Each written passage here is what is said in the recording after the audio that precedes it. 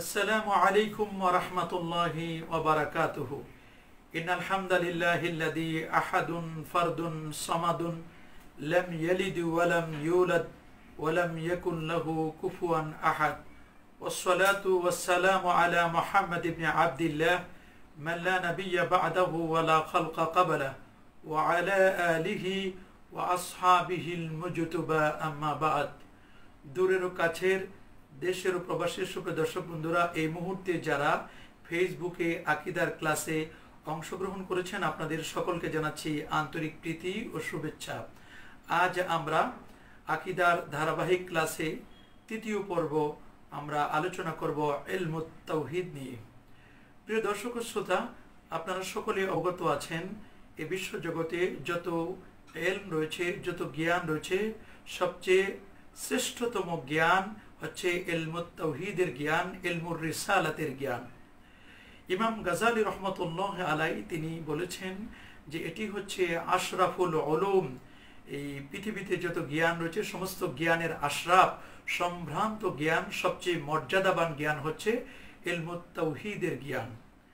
আসলে তাওহীদ এটি আমরা বলতে পারি যেটি আকীদা শাস্ত্রের একটি ট্রাম আমরা বলতে পারি, বা একটি আকীদা শাস্ত্রের একটি অংশ বলতে পারি ইলমুত তাওহীদটা।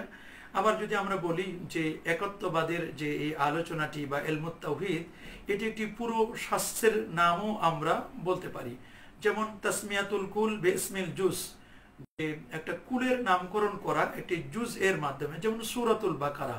এখানে কিন্তু পবিত্র কোরআন কারীমের একটি বৃহত্তম সূরা, এই সূরাটির নামকরণ করা হয়েছে সূরাতুল বাকারা, অথচ একটি মাত্র আয়াতে কারিমায় ইন্নাল্লাহা ইয়া'মুরুকুম আন তাযবাহুল বাকারা, এখানে বাকারা শব্দটি কিন্তু একটি জুজ, একটি অংশে আনা হয়েছে। সেখানে পুরো সূরাটির নাম রাখা হয়েছে সূরাতুল বাকারা বিইসমিল জুজিল আহাম, সবচেয়ে গুরুত্বপূর্ণ যে অংশটুকু এই অংশের নামে নামকরণ করা। প্রিয় দর্শক ও শ্রোতা, আমরা যদি দেখি যে তাওহীদ শব্দটি এটি মূলত ওয়াহাদা ইউহিদু তাওহীদান, তাওহীদুন এটি বাবে তাফঈলের মাজদার। তাওহীদ বলা হয় মূলত ইমাম তহাবী রহমতুল্লাহ আলাইহি তার আকীদাতুত তহাবীর 20তম পৃষ্ঠার মধ্যে বলে দিয়েছেন যে আল ইতিকাদু বিআন্নাল্লাহা তাআলা ওয়াহিদুন, এই বিশ্বাস করা যে নিশ্চয়ই আল্লাহ সুবহানাহু ওয়া তাআলা তিনি এক এবং তিনি একক। তাহলে এই যে আল্লাহ সুবহানাহু ওয়া তাআলা এক এবং একক, লাহু আরকানুন, এই তাওহীদের কতগুলো রোকন রয়েছে। তাহলে আমরা বুঝতেই পারলাম যে আল্লাহ সুবহানাহু ওয়া তাআলা তিনি হচ্ছেন এক, তিনি হচ্ছেন একক। যেমন সূরাতু জুমারের মধ্যে আল্লাহ বলছেন হুয়াল্লাহুল ওয়াহিদুল কাহ্হার, যে তিনি আল্লাহ এক, তিনি ক্ষমতাবান। আবার 30তম পারার সবচেয়ে প্রিয়তম এবং সবচেয়ে প্রসিদ্ধ যে সূরাটি, সেই সূরাটি হচ্ছে সূরাতুল ইখলাস। এটি তাওহীদের, খালিস তাওহীদের একটি সূরা। সেখানে আল্লাহ সুবহানাহু ওয়া তাআলা বলেন কুল হুয়াল্লাহু আহাদ, হে রাসূল আপনি বলুন যে তিনি আল্লাহ একক। তাহলে এখানে কিন্তু দুটো শব্দ, একটি হচ্ছে আল ওয়াহিদ আর একটি হচ্ছে আহাদুন। এই ওয়াহিদ এবং আহাদুনের মধ্যে কিছু পার্থক্য রয়েছে। ওয়াহিদ শব্দটি সাধারণত গুণের ক্ষেত্রে একত্ব বোঝায়, আর আহাদুন শব্দটি এটি মূলত আল্লাহ সুবহানাহু ওয়া তাআলার সিফাতের ক্ষেত্রে একত্ব বুঝায়। এজন্য উলামায়ে কেরাম বলেছেন যে ইন্নাল্লাহা তাআলা আহাদুন ফি যাতিহি ওয়া ওয়াহিদুন ফি সিফাতিহি, যে নিশ্চয়ই আল্লাহ সুবহানাহু ওয়া তাআলা তার জাতের দৃষ্টিকোণ থেকে তিনি একক, আর সিফাতের দৃষ্টিকোণ থেকে তিনি হচ্ছেন এক। এটি কিন্তু তাওহীদ কিতাবের মধ্যেও লেখা আছে এবং এটি আকীদাতুত তহাবীর মধ্যেও লেখা আছে।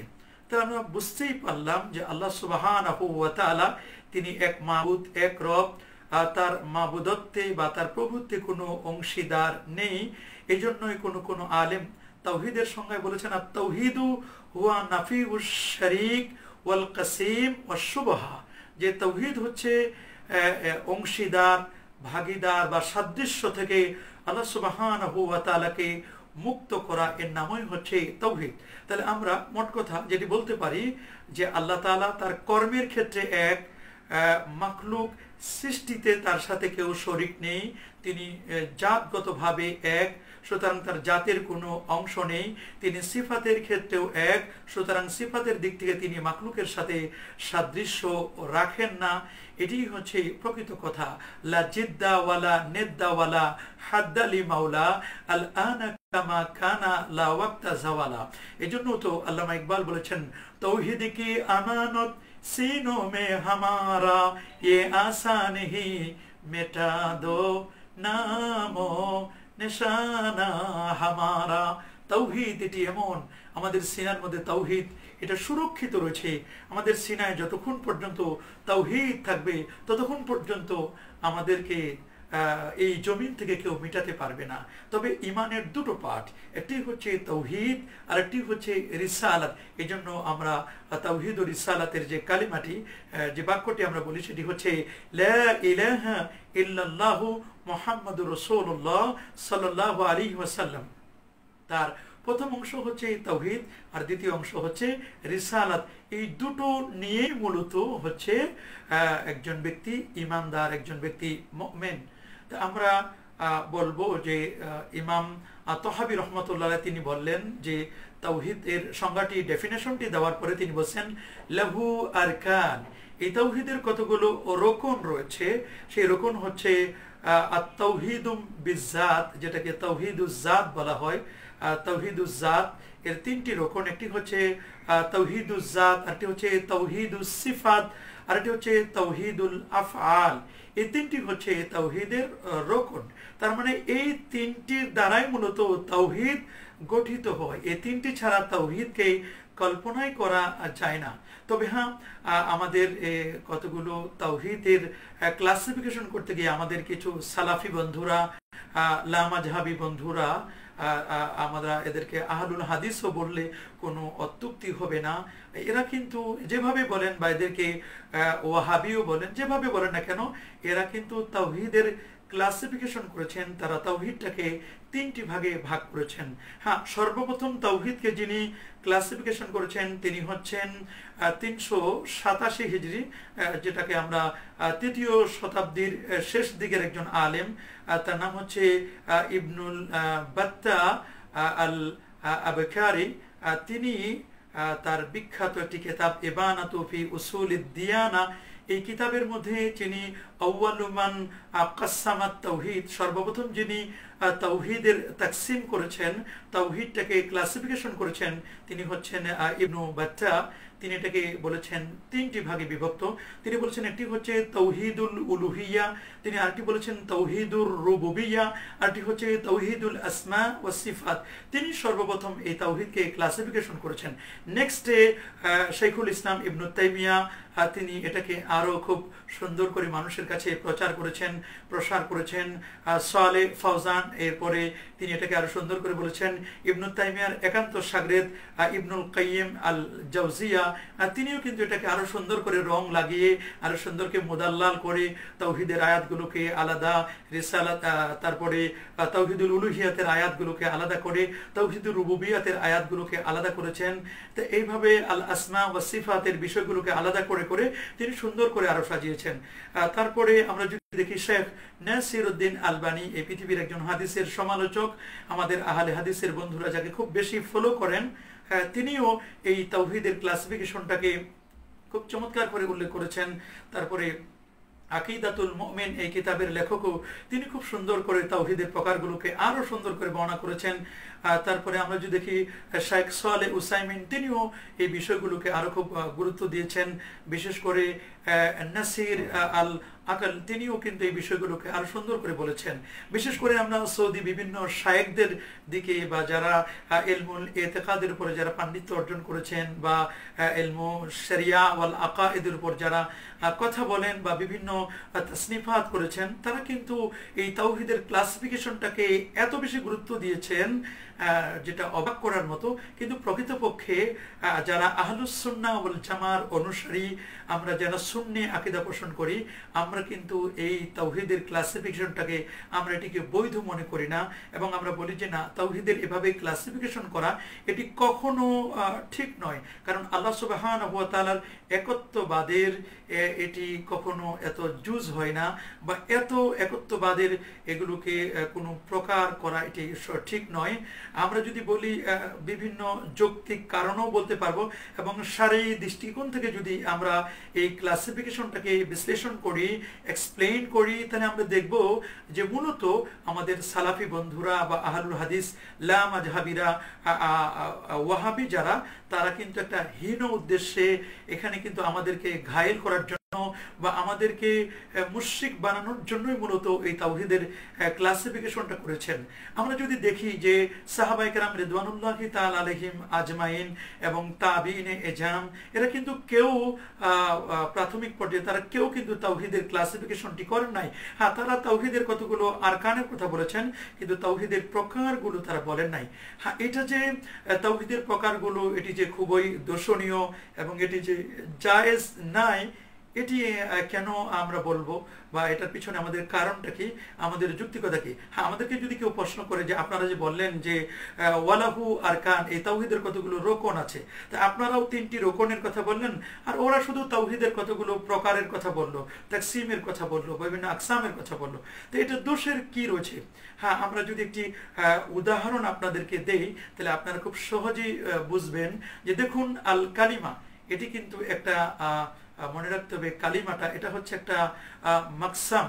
আমরা যদি এই মাকসামটাকে মনে করি, কালেমাটা হচ্ছে মাকসাম। মাকসাম বলা হয় যে যার থেকে কোনো কিছু ভাগ হয় তাকে বলা হয় মাকসাম। যেমন আল কালিমাটা এটা হচ্ছে মাকসাম। এই মাকসামের কতগুলো কিন্তু কিসম রয়েছে, যেমন আল কালিমাতু আলা সালাসাতি আকসামিন, প্রথম কিসমুন আউয়াল, প্রথম কিসমটা হচ্ছে এসএম, এরপর দ্বিতীয়টা হচ্ছে ফেল, আর তৃতীয়টি হচ্ছে হারফ। তাহলে এটার 3টা কিসম। তো এই যে এসএম এর সাথে ফেলের যে নিসবত, ফেলের সাথে যে হরফের নিসবত, এই নিসবতগুলোকে বলা হয় মূলত কাসিম। বলার মনে রাখবেন একটি উসুল, সেটি হচ্ছে যে কাসিমুস শাই দিদ্দুস শাই। কোনো কাসিমের ক্ষেত্রে একটির সাথে আরেকটির কখনো কিন্তু মিল পাওয়া যায় না। মনে রাখতে হবে যে মাকসামের সংজ্ঞাটা 100% কিন্তু কেসেমের মধ্যে থাকবে। কারণ কোনো ব্যক্তি যদি বলে যে আমি এসএম শিখলাম, তার মানে আমার কাছে এসএম আছে, তার মানে আমার কাছে এসএম আছে, মানে কালেমার সংজ্ঞাটা আমার কাছে আছে। যদি কেউ বলে আমার কাছে ফেল আছে, তার মানে কালেমার ডেফিনেশনটা আমার কাছে আছে। যদি কেউ বলে হরফ আছে, তাহলে কালেমার ডেফিনেশনটা কিন্তু আমার কাছে আছে। এটা কিন্তু আমাদেরকে মনে রাখতে হবে। এক কেসেম আরেক কেসেমের মধ্যে যেটা পাওয়া যায় না, এটাকেই মূলত বলা হয় কাসিম। তাহলে এই যে তাকসিমটা আমরা দেখলাম, কিন্তু আমরা দেখি যে তারা যে তাকসিমগুলো করেছে, তাওহীদুর রুবুবিয়্যাত, তাওহীদুল উলুহিয়্যাত বা তাওহীদুল আসমা ওয়াস সিফাত, এগুলো যদি আমরা বিশ্লেষণ করে দেখি, তাহলে আমরা দেখব যে তারা তাওহীদুর রুবুবিয়্যাত বলতে তারা বুঝিয়েছেন যে সৃষ্টি সংক্রান্ত বা পরিচালনা, সৃষ্টি, এগুলো বা সবগুলোর ক্ষেত্রে মূলত আল্লাহ সুবহানাহু ওয়া তাআলাকে একক মনে করেন। আর তাওহীদুল উলুহিয়াত এর অর্থ হলো যে এই আনুগত্য, ইবাদত, তারপরে তাওয়াক্কুল, সর্বক্ষেত্রে আল্লাহ সুবহানাহু ওয়া তাআলাকে আমাদের এক মনে করতে হবে। আর আল তাওহীদুল আসমা ওয়া সিফাত সেটি হচ্ছে নাম এবং সিফাতগুলো যেটি আল্লাহ পাক রব্বুল আলামিনের জন্য সাব্যস্ত, এটাকে ঠিক সেভাবেই সাব্যস্ত করা, আল্লাহ পাকের নামগুলো, আল্লাহ পাকের সিফাতগুলোকে, আর যেটা তিনি নিষেধ করেছেন বা নাফি করে দিয়েছেন এগুলোকে নফি করে দেওয়া। আল্লাহর জন্য যেটি সাব্যস্ত, আই ইসবাতু বিমা আসবাতাল্লাহু সুবহানাহু ওয়া তাআলা লিনাফসিহি, আল্লাহ তাআলা নিজের জন্য যেই নামগুলো, যে সিফাতগুলোকে আল্লাহ পাক রব্বুল সাব্যস্ত করেছেন, এটাকে সাব্যস্ত করা। অথবা রাসূল করিম রাউফুর রহিম নবীজি মুস্তাফা সাল্লাল্লাহু আলাইহি ওয়াসাল্লাম আল্লাহ পাকের জন্য যে নাম, যে সিফাতগুলোকে বর্ণনা করেছেন, এইগুলোকে এস্টাবলিশ করা, আর যেটাকে নাফি করে দিয়েছেন, মা নাফাল্লাহু আযজা ওয়া জাল্লা আলি নাফসিহি, তার নিজের জন্য যেটাকে নফি করেছেন এটা থেকে এটাকে নফি করে দেওয়া, এটাই মূলত তাওহীদুল আসমা ওয়া সিফাত। তাহলে আমরা যদি বলি যে তাওহীদটা এটা হচ্ছে মাকসাম, এর তিনটা কিসম, একটা হচ্ছে তাওহীদুল রুবুবিয়াত, তাওহীদুল উলুহিয়াত, আর একটি হচ্ছে তাওহীদুল আসমা ওয়া সিফাত। তাহলে কিন্তু আমরা দেখব যে সেই তাওহীদের যে উলুহিয়াত, রুবুবিয়াত এবং আসমা ওয়া সিফাত, এই তিনটা কোনো ব্যক্তির কাছে যদি উলুহিয়াত থাকে তাই কিন্তু তার কাছে পুরো তাওহীদ 100% কিন্তু নেই। কারো কাছে যদি রুবুবিয়াত থাকে তাহলে কিন্তু 100% তার কাছে তাওহীদ নেই। আর কারো কাছে যদি আসমা ওয়া সিফাত থাকে তাহলে কিন্তু তার কাছে 100% কিন্তু তাওহীদ নাই। অথচ আমরা যদি নাহু দৃষ্টিকোণ থেকে বা বালাগাতপূর্ণ ভাষার দৃষ্টিকোণ থেকে যদি আমরা বিষয়টি বিশ্লেষণ করি তাহলে কিন্তু আমরা দেখব যে মূলত মাকসামের সংজ্ঞাটা 100% তার কিসমের মধ্যে পাওয়া যেতে হবে। কিন্তু আমরা দেখছি যে যার মধ্যে উলুহিয়াত আছে তার মধ্যে কিন্তু পুরো তাওহীদ কিন্তু পাওয়া যায় না। আবার যার মধ্যে রুবুবিয়াত আছে তার মধ্যে পুরো তাওহীদটি কিন্তু পাওয়া বড় কঠিন। তাহলে আমরা বুঝতেই পারলাম এই একটি দৃষ্টিকোণ থেকে আমরা বলতে পারি যে না, এই তাকসিমটা সঠিক নয়। আবার দ্বিতীয় আরেকটি কথা যদি আমরা বলি যে আমরা আগেই একটি উসুল বলেছি যে কাসিমুশ শাই দিদ্দুশ শাই, যে তাকসিমের বা আকসামগুলোর প্রত্যেকটি একটির সাথে আরেকটি নিসবতটা এটা তাবায়ুন হবে, একটির সাথে আরেকটার কখনো মুয়াফিক হবে না, বরং এটি মুজাদ হবে, বৈপরীত্য দেখা দেবে। কিন্তু আমরা দেখছি যে তাওহীদুল উলুহিয়াত, রুবুবিয়াত, তারপরে আবার আসমা ওয়া সিফাত, আমরা যদি উলুহিয়াত এবং রুবুবিয়াত নিয়ে যদি বিশ্লেষণ করি তাহলে আমরা দেখব যে যেটাই ইলাহ সেটাই রব। কোরআন এবং সুন্নাতে কিন্তু ইলাহ, উলুহিয়াত এবং রুবুবিয়াতকে এটাকে সেপারেট করে বলা হয় নাই, বরং যাকেই ইলাহ বলা হয়েছে তাকে আবার রব বলা হয়েছে। এরকম আমরা অনেকগুলো উদাহরণ আমরা দিতে পারবো। যেমন পবিত্র কোরআনুল কারীমের একটি আয়াতে কারিমাও রয়েছে, যেমন ফেরাউন দাবি করেছিল যে আনা রব্বুকুমুল আলা। ফেরাউন নিজেকে কিন্তু বড় রব দাবি করেছিল। এটি আল্লাহ সুবহানাহু ওয়া তাআলা তিনি কিন্তু এটাকে ডিনাই করে দিলেন, যে বলে দিলেন যে মা আলিমতু মিন ইলাহিন গায়রি, আমি জানি না যে আমি ছাড়া অন্য তোমাদের কেউ ইলাহ রয়েছে। তার মানে মিশরবাসীকে জানাই দিলেন যে শোনো, আমি ছাড়া অন্য কোনো ইলাহ আছে এটি কিন্তু আমার জানা নেই। তার মানে আল্লাহ সুবহানাহু ওয়া তাআলা তিনি হচ্ছেন ইলাহ। এখানে কিন্তু জানাই দিলেন যে ফেরাউন যে দাবি করেছিল আনা রাব্বুকুমুল আলা, এখানে তো বলা দরকার ছিল যে মা আলিমতু মিন আরবাবিন গায়রি, একথা কিন্তু তিনি বলেন নাই। তিনি বলে দিয়েছেন মা আলিমতু মিন ইলাহিন গায়রি, তার মানে যিনি রব তিনি ইলাহ। এখানে কিন্তু কাসিমের মধ্যে কোনো বৈপরীত্য খুঁজে পাওয়া গেল না। আমরা আরেকটি হাদিস যদি কোট করি যেটি বিশুদ্ধ হাদিসে প্রমাণিত, আল্লাহ সুবহানাহু ওয়া তাআলা এই আয়াতে কারিমার মধ্যে বলে দিয়েছেন যে ওয়ালা ইয়াত্তাখিদু বা'দুনা বা'দান আরবাবা। এই আয়াতে কারিমা বিশেষ করে আদি ইবনে হাতিম, একজন বিখ্যাত সাহাবী, তিনি এক সময় খ্রিস্টান ছিলেন। যখন আল্লাহ সুবহানাহু ওয়া তাআলার পক্ষ থেকে রাসূল আকরাম সাল্লাল্লাহু আলাইহি ওয়াসাল্লাম আয়াতে কারিমা জানাই দিলেন, আদি ইবনে হাতিমকে বলা হলো যে তোমরা তো আরেকজনকে রব হিসেবে গ্রহণ করছো। বলো যে আমরা কাকে রব হিসেবে গ্রহণ করছি? বলে তোমরা তোমাদের খ্রিস্টানদের মধ্যে যারা আরবাব, যারা জ্ঞানী পণ্ডিত, তাদেরকে তো তোমরা মূলত তাদের আনুগত্য করছো, তাদের অনুকরণ করছো, তারা যেভাবে বলছে তোমরা সেগুলোকে মানছো। এখানে কিন্তু উলুহিয়াতের অর্থ তারা আনুগত্য বা ইবাদতের কথা বললো। এটাকে তো এখানে তো আল্লাহ সুবহানাহু ওয়া তাআলা ইচ্ছা করলে সেখানে কিন্তু ওয়ালা ইয়াত্তাখিযু বা'দুনা বা'দান আরবাবান না বলে এখানে আলিহাতান বা ইলাহান বলতে পারতেন, সেখানে কিন্তু বলেন নাই। তাহলে বোঝা গেল যিনি রব তিনি ইলাহ, এরকম। তাহলে ইলাহ যিনি বা যিনি রব যিনি, অবশ্যই তিনি তাদের দৃষ্টিকোণ থেকে যিনি রব হবেন তিনি তো সৃষ্টিকর্তা হবেন, তিনি গোটা পৃথিবীকে পরিচালনা করবেন। রব যিনি লালন করবেন, লালনকর্তা, পালনকর্তা, একমাত্র লালনকর্তা, একমাত্র পালনকর্তা তিনি হবেন। এটা কিন্তু পবিত্র কোরআন কারীমের সূরাতুল বাকারার মধ্যে আল্লাহ সুবহানাহু ওয়া তাআলা এভাবে তিনি বলে দিয়েছেন যে ইলাহ হওয়ার যোগ্য তিনি যিনি সৃষ্টি করতে পারেন। আল্লাহ সুবহানাহু ওয়া তাআলা বলেন ইয়া আইয়ুহান নাস, হে মানব জাতি, উবুদু রাব্বাকুম, তোমরা তোমাদের রবের ইবাদত করো, আল্লাযী খালাকাকুম, যিনি তোমাদেরকে সৃষ্টি করেছেন। এখানে কিন্তু বলা দরকার ছিল উবুদু আলিহাকুম, তোমরা তোমাদের ইলাহাকুম, তোমরা তোমাদের উবুদু রাব্বাকুম না বলে বলতে পারতেন ইলাহাকুম, তোমাদের ইলার ইবাদত করো, আল্লাযী খলাকাকুম, যিনি তোমাদেরকে সৃষ্টি করেছেন।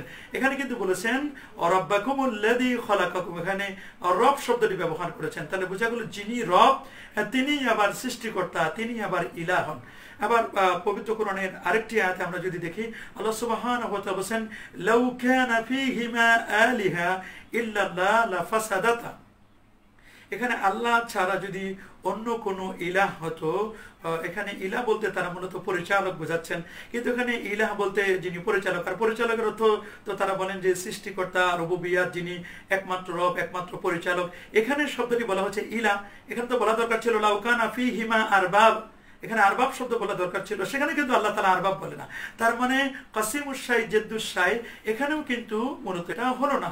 তাহলে আমরা বোঝা গেল যে মূলত এই তাওহীদের যে তারা ক্লাসিফিকেশনটি করেছে, এটি কোন দিক থেকে কিসমের সাথে মুখালাফাত হওয়ার কারণে এটি কিন্তু তাদের টিকে না। হ্যাঁ, এখানে তাদের একটি যে হীন ষড়যন্ত্র রয়েছে, সেই হীন ষড়যন্ত্রটি হচ্ছে এই, আমরা যদি একটু চিন্তা করে দেখি যে তাদের ষড়যন্ত্রটা এখানে মূলত কোথায়। ষড়যন্ত্র হচ্ছে তারা বলছেন যে মক্কার কাফিররা তারা কিন্তু আল্লাহকে আল্লাহ পাকের রুবুবিয়াতকে তারা কিন্তু মানে, কিন্তু আল্লাহ পাকের ইলাহিয়াত বা আল্লাহর উলুহিয়াতকে তারা, আল্লাহ যে সৃষ্টিকর্তা, এটাকে তারা মানে না। কেন? যদি তাকে পবিত্র কোরআনে সে কথা বলা হয়েছে ওয়ালা ইন সাআলতাহুম মান খালাকাস সামাওয়াতি ওয়াল আরদা, যদি আপনি তাদেরকে জিজ্ঞেস করেন যে এই নবমণ্ডল এবং ভূমণ্ডলে কে সৃষ্টি করেছে, তাহলে তারা লাকুলুন্নাল্লাহ, তাহলে তারা বলবে যে আল্লাহ সুবহানাহু ওয়া তাআলা এটা মূলত সৃষ্টি করেছেন। তার মানে তারা মক্কার কাফিররা রুবুবিয়াত, আল্লাহ পাকের রুবুবিয়াতকে মানত, কিন্তু আল্লাহ পাক রব্বুল আলামিনের তারা সৃষ্টিকর্তা আল্লাহর উলুহিয়াতকে তারা কিন্তু মানত না। হ্যাঁ, কেন? যে আল্লাহ পাক রব্বুল আলামিন তিনি সৃষ্টিকর্তা, আল্লাহ পাক রব্বুল আলামিন তিনি তাওয়াক্কুলের ক্ষেত্রে তিনি একক, সব দিক থেকে তিনি ইবাদতের একমাত্র লায়ক, একমাত্র যোগ্য, তার সাথে কাউকে শরীক করা যাবে না, তার কোনো মিছিল নেই, লা জিদ্দা লাহু ওয়ালা নিদ্দা লাহু ওয়ালা হাদ্দা লাহু। এগুলো কিন্তু তারা, এটার একটা উদ্দেশ্য কি? উদ্দেশ্য হচ্ছে যে আমরা যারা আহলুস সুন্নাহ ওয়াল জামাতের অনুসারী, আমাদেরকে নিয়ে তাদের টার্গেট যে আমরা তো আল্লাহ পাকের সাথে আমরা আল্লাহর জন্য উসিলা সাব্যস্ত করি, আল্লাহ পাক রব্বুল আলামিনের কে পাওয়ার জন্য আমরা মুনাম আলাই নিয়ামত প্রাপ্ত ব্যক্তি, নবী, সিদ্দিক, সুহাদা, সালেহিন, এদেরকে কিন্তু মূলত আমরা তাওয়াসসুল, মুনাম আলাই ব্যক্তিদেরকে আমরা এদের উসিলা গ্রহণ করি। আমরা এই যে উসিলা গ্রহণ করি, মূলত আমরা যদি আল্লাহকে এককভাবে সৃষ্টিকর্তা বা এগুলোকে যেন আমরা যদি না মানি, এমনি তো আমরা মানি যে ইন্নাল্লাহ তাআলা ওয়াহিদুন, এগুলো সবে আমরা মানি। মূলত তারা এটা চাচ্ছেন যে আমাদেরকে সেই আরবের মুশরিকদের সাথে আমাদেরকে মুশরিক বানানোর জন্য কিন্তু তারা চেষ্টা করছেন। আর শুধু তাই নয়, তারা আল্লাহ সুবহানাহু ওয়া তাআলার ব্যাপারে তারা বলছেন যে আল্লাহ পাকের ইয়াদের তারা কিন্তু কথা বলছেন যে আল্লাহ পাকের ইয়াদ আছে। এই যে ইয়াদ, লাহু ইয়াদুন, হ্যাঁ, ইয়াদের অর্থ হচ্ছে হাত, কিন্তু ইয়াদের মুরাদ কিন্তু হাত নয়, ইয়াদের মুরাদ হচ্ছে একটি অঙ্গ যা দ্বারা মানুষ ধরে। এজন্য আমরা বলি লাহু ইয়াদুন লাইসা কায়দিনা, আল্লাহ পাকের ইয়াদ আছে আমাদের হাতের মতো নয়। লাহু রিজলুন লাইসা কারজুলিনা, আল্লাহ রেজেল আছে আমাদের রেজেলের মতো, আমাদের পায়ের মতো নয়। লাহু ওয়াজহুন লাইসা কাউজুহিনা, বরং কামা ইয়ালিকু বিশান, তার জন্য যেমনটি শোভা পায়। এইটার প্রকৃত অর্থটি, মুরাদটি, এটি কেবলমাত্র একমাত্র আল্লাহ সুবহানাহু ওয়া তাআলাই জানেন। এর মানাটা, অর্থটা একমাত্র আল্লাহ পাক রব্বুল আলামিন জানেন। হ্যাঁ, আমরা যেটা জানি সেটা হচ্ছে আমরা ইয়াদের তরজমা জানি, কিন্তু মুরাদটা আমরা কেউ জানি। এই জন্য আমরা বলি ইস্তিওয়া মানুম, কাইফিয়তটা মাজহুল, এটা আমরা বলি। এই জন্য এখন আমাদেরকে প্রশ্ন করতে পারেন যে আপনারাও তো তাহলে এই রোকনের ওয়ালাহু আর কানের অনেকগুলো রোকন আছে, তো আমরা বলবো যে রোকন আর তাকসিম কিন্তু, আকসামগুলো, কিসমগুলো কিন্তু এক নয়। রোকন বলা হয় যা দিয়ে গঠিত হয় তাকে বলা হয় রোকন। যেমন আমরা নামাজের আরকান আহকামগুলো, এটি 13 ফরজ, এর অর্থ হলো যে এগুলো কিন্তু নামাজের প্রকার নয়, বরং এগুলো হচ্ছে নামাজের, এগুলো হচ্ছে রোকন, এগুলোর দ্বারা কিন্তু নামাজ গঠিত হয়, এগুলো দিয়ে নামাজ প্রতিষ্ঠিত হয়। আমরাও বলবো যে তাওহীদের ক্লাসিফিকেশনটাকে আমরা স্বীকার করি না, বরং তাওহীদের রোকনকে আমরা স্বীকার করি। কোনো ব্যক্তির কাছে যদি উলুহিয়াত থাকে, রুবুবিয়াত থাকে, তার আসমা এবং সিফাত থাকে, এগুলোর সমন্বিত রূপ হচ্ছে এগুলোর দ্বারা যে গঠিত, এটার নামই হচ্ছে তাওহীদ। আল্লাহ সুবহানাহু ওয়া তাআলা আমাদের সবাইকে খালেস তাওহীদ অর্জন করবার তৌফিক দান করুন। তাওহীদের সাথে সাথে আমরা যেন রিসালাতকেও যেন মানতে পারি। আল্লাহ পাক রব্বুল আলামিন আমাদের সবাইকে কবুল করুন। সকলে ভালো থাকুন, সকলে সুস্থ থাকুন। আজ এ পর্যন্ত। আগামী ক্লাসটি দেখবার আমন্ত্রণ জানিয়ে আজকের মতো এখানে বিদায় নিচ্ছি। আল্লাহ হাফেজ। ওয়াসসালামু আলাইকুম ওয়া রাহমাতুল্লাহি ওয়া বারাকাতুহু। আসসালামু আলাইকুম ওয়া রাহমাতুল্লাহি ওয়া বারাকাতুহু। ইন্নাল হামদালিল্লাহিল্লাযী আহাদুন ফারদুন সামাদুন লাম ইয়ালিদ ওয়া লাম ইউলাদ ওয়া লাম ইয়াকুন লাহু কুফুয়ান আহাদ। ওয়াসসালাতু ওয়াসসালামু আলা মুহাম্মাদ ইবনে আবদিল্লাহ من لا نبي بعده ولا خلق قبله وعلى آله وأصحابه المجتبى أما بعد। দূরের ও কাছের, দেশের ও প্রবাসের সুপ্রিয় দর্শক বন্ধুরা, এই মুহূর্তে যারা ফেসবুকে আকীদার ক্লাসে অংশগ্রহণ করেছেন, আপনাদের সকলকে জানাচ্ছি আন্তরিক প্রীতি ও শুভেচ্ছা। আজ আমরা আকীদার ধারাবাহিক ক্লাসে তৃতীয় পর্ব আমরা আলোচনা করব ইলমুত তাওহীদ নিয়ে। প্রিয় দর্শক ও শ্রোতা, আপনারা সকলে অবগত আছেন এ বিশ্ব জগতে যত ইলম রয়েছে, যত জ্ঞান রয়েছে, সবচেয়ে শ্রেষ্ঠতম জ্ঞান হচ্ছে ইলমুত তাওহীদের জ্ঞান, ইলমুর রিসালাতের জ্ঞান। ইমাম গাজালি রহমতুল্লাহ আলাইহি তিনি বলেছেন যে এটি হচ্ছে আশরাফুল উলুম। এই পৃথিবীতে যত জ্ঞান রয়েছে সমস্ত জ্ঞানের আশরাফ, সম্ভ্রান্ত জ্ঞান, সবচেয়ে মর্যাদাবান জ্ঞান হচ্ছে ইলমুত তাওহীদের জ্ঞান। আসলে তাওহীদ এটি আমরা বলতে পারি যেটি আকীদা শাস্ত্রের একটি ট্রাম আমরা বলতে পারি, বা একটি আকীদা শাস্ত্রের একটি অংশ বলতে পারি ইলমুত তাওহীদটা। আবার যদি আমরা বলি যে একত্ববাদের যে এই আলোচনাটি বা ইলমুত তাওহীদ, এটি একটি পুরো শাস্ত্রের নামও আমরা বলতে পারি। যেমন তাসমিয়াতুল কুল বিইসমিল জুজ, যে একটা কুলের নামকরণ করা একটি জুজ এর মাধ্যমে, যেমন সূরাতুল বাকারা। এখানে কিন্তু পবিত্র কোরআন কারীমের একটি বৃহত্তম সূরা, এই সূরাটির নামকরণ করা হয়েছে সূরাতুল বাকারা, অথচ একটি মাত্র আয়াতে কারিমায় ইন্নাল্লাহা ইয়া'মুরুকুম আন তাযবাহুল বাকারা, এখানে বাকারা শব্দটি কিন্তু একটি জুজ, একটি অংশে আনা হয়েছে। সেখানে পুরো সূরাটির নাম রাখা হয়েছে সূরাতুল বাকারা বিইসমিল জুজিল আহাম, সবচেয়ে গুরুত্বপূর্ণ যে অংশটুকু, এই অংশের নামে নামকরণ করা। প্রিয় দর্শক ও শ্রোতা, আমরা যদি দেখি যে তাওহীদ শব্দটি এটি মূলত ওয়াহাদা ইউহিদু তাওহীদান, তাওহীদুন এটি বাবে তাফঈলের মাজদার। তাওহীদ বলা হয় মূলত ইমাম তহাবী রহমতুল্লাহ আলাইহি তার আকীদাতুত তহাবীর 20তম পৃষ্ঠার মধ্যে বলে দিয়েছেন যে আল ইতিকাদু বিআন্নাল্লাহা তাআলা ওয়াহিদুন, এই বিশ্বাস করা যে নিশ্চয়ই আল্লাহ সুবহানাহু ওয়া তাআলা তিনি এক এবং তিনি একক। তাহলে এই যে আল্লাহ সুবহানাহু ওয়া তাআলা এক এবং একক, লাহু আরকানুন, এই তাওহীদের কতগুলো ও রোকন রয়েছে। তাহলে আমরা বুঝতেই পারলাম যে আল্লাহ সুবহানাহু ওয়া তাআলা তিনি হচ্ছেন এক, তিনি হচ্ছেন একক। যেমন সূরাতু জুমারের মধ্যে আল্লাহ বলছেন হুয়াল্লাহুল ওয়াহিদুল কাহ্হার, যে তিনি আল্লাহ এক, তিনি ক্ষমতাবান। আবার 30তম পারার সবচেয়ে প্রিয়তম এবং সবচেয়ে প্রসিদ্ধ যে সূরাটি, সেই সূরাটি হচ্ছে সূরাতুল ইখলাস। এটি তাওহীদের, খালেস তাওহীদের একটি সূরা। সেখানে আল্লাহ সুবহানাহু ওয়া তাআলা বলেন কুল হুয়াল্লাহু আহাদ, হে রাসূল আপনি বলুন যে তিনি আল্লাহ একক। তাহলে এখানে কিন্তু দুটো শব্দ, একটি হচ্ছে আল ওয়াহিদ আর একটি হচ্ছে আহাদুন।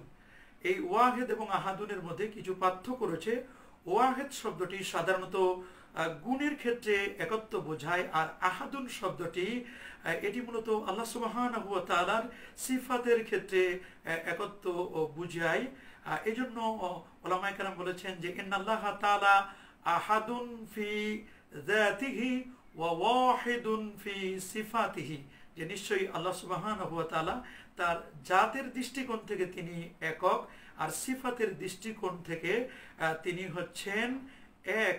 এটি কিন্তু তাওহীদ কিতাবের মধ্যেও লেখা আছে এবং এটি আকীদাতুত তহাবীর মধ্যেও লেখা আছে। তো আমরা বুঝতেই পারলাম যে আল্লাহ সুবহানাহু ওয়া তাআলা তিনি এক মাবুদ, এক রব, তার মাবুদত্বে বা তার প্রভুত্বে কোনো অংশীদার নেই। এই জন্যই কোনো আলেম তাওহীদের সংজ্ঞায় বলেছেন আত তাওহীদু হুয়া নাফিউশ শারীক ওয়াল কাসীম ওয়াশ শুবহা। যে তাওহীদ হচ্ছে অংশীদার, ভাগীদার বা সাদৃশ্য থেকে আল্লাহ সুবহানাহু ওয়া তাআলাকে মুক্ত করা, এর নামই হচ্ছে তাওহীদ। তাহলে আমরা মোট কথা যেটি বলতে পারি যে আল্লাহ তাআলা তার কর্মের ক্ষেত্রে এক, মাখলুক সৃষ্টিতে তার সাথে কেউ শরিক নেই, তিনি জাতগতভাবে এক, সুতরাং তার জাতের কোনো অংশ নেই। তিনি সিফাতের ক্ষেত্রেও এক, সুতরাং সিফাতের দিক থেকে তিনি মাখলুকের সাথে সাদৃশ্য রাখেন না। এটি হচ্ছে প্রকৃত কথা। লা জিদ্দা ওয়ালা নেদ্দা ওয়ালা হাদ্দালি মাওলা আল আনা কামা কানা লা ওয়াক্তা জাওয়ালা।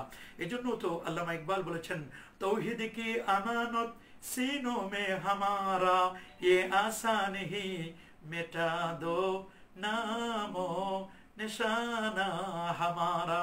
তাওহীদ এটি এমন, আমাদের সিনার মধ্যে তাওহীদ এটা সুরক্ষিত রয়েছে। আমাদের সিনায় যতক্ষণ পর্যন্ত তাওহীদ থাকবে ততক্ষণ পর্যন্ত আমাদেরকে এই জমিন থেকে কেউ মিটাতে পারবে না। তবে ইমানের দুটো পার্ট, একটি হচ্ছে তাওহীদ আর একটি হচ্ছে রিসালাত। এই জন্য আমরা তাওহীদ ও রিসালাতের যে কালিমাটি, যে বাক্যটি আমরা বলি, সেটি হচ্ছে লা ইলাহা ইল্লাল্লাহু মুহাম্মাদুর রাসূলুল্লাহ সাল্লাল্লাহু আলাইহি ওয়াসাল্লাম। তার প্রথম অংশ হচ্ছে তাওহীদ আর দ্বিতীয় অংশ হচ্ছে রিসালাত। এই দুটো নিয়েই মূলত হচ্ছে একজন ব্যক্তি ইমানদার, একজন ব্যক্তি মুমিন।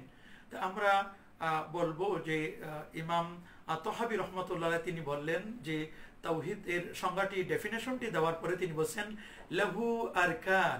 এই তাওহীদের কতগুলো রোকন রয়েছে। সেই রোকন হচ্ছে আত-তাওহীদুম বিজ্জাত, যেটাকে তাওহীদুজ জাত বলা হয়। তাওহীদুজ জাত এর তিনটি রোকন, একটি হচ্ছে তাওহীদুজ জাত, আরেকটি হচ্ছে তাওহীদুস সিফাত, আরেকটি হচ্ছে তাওহীদুল আফআল। এই তিনটি হচ্ছে তাওহীদের রোকন। তার মানে এই তিনটির দ্বারাই মূলত তাওহীদ গঠিত হয়। এই তিনটি ছাড়া তাওহীদকে কল্পনাই করা যায় না। তবে হ্যাঁ, আমাদের কতগুলো তাওহীদের ক্লাসিফিকেশন করতে গিয়ে আমাদের কিছু সালাফি বন্ধুরা, লামাযহাবি বন্ধুরা, আমরা এদেরকে আহলুল হাদিসও বললে কোনো অত্যুক্তি হবে না। এরা কিন্তু যেভাবে বলেন, বা এদেরকে ওয়াহাবিও বলেন, যেভাবে বলেন না কেন, এরা কিন্তু তাওহীদের ক্লাসিফিকেশন করেছেন। তারা তাওহীদটাকে তিনটি ভাগে ভাগ করেছেন। হ্যাঁ, সর্বপ্রথম তাওহীদকে যিনি ক্লাসিফিকেশন করেছেন তিনি হচ্ছেন 387 হিজরি, যেটাকে আমরা তৃতীয় শতাব্দীর শেষ দিকের একজন আলেম। তার নাম হচ্ছে ইবনুল বাত্তা আল আবকারি। তিনি তার বিখ্যাত একটি কিতাব ইবানাতু ফি উসুলিদ দিয়ানা, এই কিতাবের মধ্যে তিনি আউয়ালু মান কাসসামাত তাওহীদ, সর্বপ্রথম যিনি তাওহীদের তাকসিম করেছেন, তাওহীদটাকে ক্লাসিফিকেশন করেছেন, তিনি হচ্ছেন ইবনু বাত্তা। তিনি এটাকে বলেছেন তিনটি ভাগে বিভক্ত। তিনি বলেছেন একটি হচ্ছে তাওহীদুল উলুহিয়া, তিনি আরেকটি বলেছেন তাওহীদুর রুবুবিয়া, আরেকটি হচ্ছে তাওহীদুল আসমা ওয়াস সিফাত। তিনি সর্বপ্রথম এই তাওহীদকে ক্লাসিফিকেশন করেছেন। নেক্সটে শাইখুল ইসলাম ইবনু তাইমিয়া, তিনি এটাকে আরো খুব সুন্দর করে মানুষের কাছে প্রসার করেছেন। সালেহ ফাওজান, এরপরে তিনি এটাকে আরো সুন্দর করে বলেছেন। ইবনু তাইমিয়ার একান্ত শাগরেদ ইবনুল কাইয়িম আল জাওজিয়া, তিনিও কিন্তু এটাকে আরো সুন্দর করে রং লাগিয়ে, আরো সুন্দরকে মুদাল্লাল করে তাওহীদের আয়াতগুলোকে আলাদা, রিসালাত, তারপরে তাওহীদুল উলুহিয়াতের আয়াতগুলোকে আলাদা করে, তাওহীদুর রুবুবিয়াতের আয়াতগুলোকে আলাদা করেছেন। তো এইভাবে আল আসমা ওয়া সিফাতের বিষয়গুলোকে আলাদা করে করে তিনি সুন্দর করে আরো সাজিয়েছেন। তারপরে আমরা যদি দেখি শেখ নাসিরউদ্দিন আলবানী, এই পৃথিবীর একজন হাদিসের সমালোচক, আমাদের আহলে হাদিসের বন্ধুরা যাকে খুব বেশি ফলো করেন, তিনিও এই তাওহীদের ক্লাসিফিকেশনটাকে খুব চমৎকার করে উল্লেখ করেছেন। তারপরে আকিদাতুল মুমিন এই কিতাবের লেখকও তিনি খুব সুন্দর করে তাওহীদের প্রকারগুলোকে আরো সুন্দর করে বর্ণনা করেছেন। তারপরে আমরা যদি দেখি শেখ সালেহ উসাইমিন, তিনিও এই বিষয়গুলোকে আরো খুব গুরুত্ব দিয়েছেন। বিশেষ করে নাসির আল আকাল, তিনিও কিন্তু এই বিষয়গুলোকে আরো সুন্দর করে বলেছেন। বিশেষ করে আমরা সৌদি বিভিন্ন শায়েখদের দিকে, বা যারা ইলমুল ইতিকাদের উপরে যারা পাণ্ডিত্য অর্জন করেছেন, বা ইলমু শরিয়া ওয়াল আকায়েদের উপর যারা কথা বলেন বা বিভিন্ন তাসনিফাত করেছেন, তারা কিন্তু এই তাওহীদের ক্লাসিফিকেশনটাকে এত বেশি গুরুত্ব দিয়েছেন যেটা অবাক করার মতো, কিন্তু প্রকৃতপক্ষে যারা আহলুস সুন্নাহ ওয়াল জামার অনুসারী, আমরা যারা সুন্নি আকীদা পোষণ করি, আমরা কিন্তু এই তাওহীদের ক্লাসিফিকেশনটাকে আমরা এটিকে বৈধ মনে করি না, এবং আমরা বলি যে না, তাওহীদের এভাবে ক্লাসিফিকেশন করা এটি কখনো ঠিক নয়। কারণ আল্লাহ সুবহানাহু ওয়া তাআলার একত্ববাদের এটি কখনো এত জুজ হয় না, বা এত একত্ববাদের এগুলোকে কোনো প্রকার করা এটি ঠিক নয়। আমরা যদি বলি বিভিন্ন যৌক্তিক কারণও বলতে পারবো, এবং শারঈ দৃষ্টিকোণ থেকে যদি আমরা এই ক্লাসিফিকেশনটাকে বিশ্লেষণ করি, এক্সপ্লেইন করি, তাহলে আমরা দেখব যে মূলত আমাদের সালাফি বন্ধুরা বা আহলুল হাদিস লা মাযহাবিরা, ওয়াহাবি যারা, তারা কিন্তু একটা হীন উদ্দেশ্যে এখানে কিন্তু আমাদেরকে ঘায়েল করার জন্য বা আমাদেরকে মুশরিক বানানোর জন্যই মূলত এই তাওহীদের ক্লাসিফিকেশনটা করেছেন। আমরা যদি দেখি যে সাহাবায়ে কেরাম রিদওয়ানুল্লাহি তাআলা আলাইহিম আজমাইন এবং তাবিঈনে এজাম, এরা কিন্তু কেউ প্রাথমিক পর্যায়ে তারা কেউ কিন্তু তাওহীদের ক্লাসিফিকেশনটি করেন নাই। হ্যাঁ, তারা তাওহীদের কতগুলো আরকানের কথা বলেছেন, কিন্তু তাওহীদের প্রকারগুলো তারা বলেন নাই।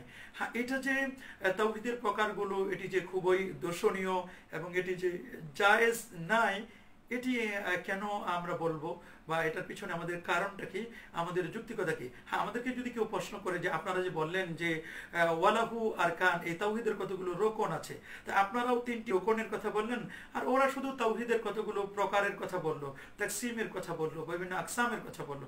তো এটা দোষের কি রয়েছে? হ্যাঁ, আমরা যদি একটি উদাহরণ আপনাদেরকে দেই, তাহলে আপনারা খুব সহজেই বুঝবেন যে দেখুন, আল কালিমা এটি কিন্তু একটা মনে রাখতে হবে, কালিমাটা এটা হচ্ছে একটা মাকসাম। আমরা যদি এই মাকসামটাকে মনে করি, কালেমাটা হচ্ছে মাকসাম। মাকসাম বলা হয় যে যার থেকে কোনো কিছু ভাগ হয় তাকে বলা হয় মাকসাম।